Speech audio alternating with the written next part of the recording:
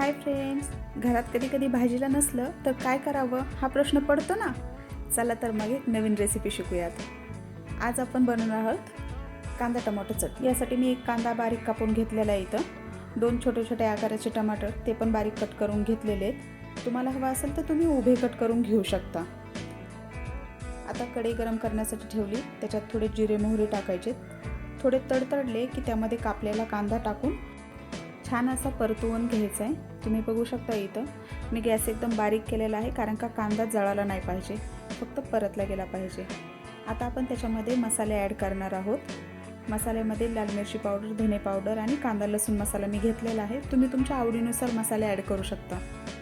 मसाला परतला की यामध्ये आपण कापून ठेवलेले टमॅटो ॲड करणार आहोत. त्याच्यात थोडंसं मीठ टाकून छान असं परतून घ्यायचं आहे.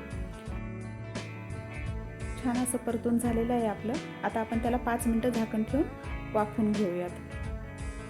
5 मिनटानंतर झाकण काढून घ्यायचं आहे. त्याच्यामध्ये आपल्याला आता शेंगदाण्याचा कूट ॲड करायचा आहे. वरतून थोडीशी कोथिंबीर आणि हे भाजी परत एकदा एकजीव करून घ्यायची आहे. तयार झाली आहे आपली कांदा टमाट्याची चटणी. खायला खूप छान लागते. भाकर चपाती कशासोबतही तुम्ही खाऊ शकता. नक्की ट्राय करा. आवडल्यास माझ्या चॅनलला लाईक, शेअर आणि सबस्क्राईब करा. थँक्यू.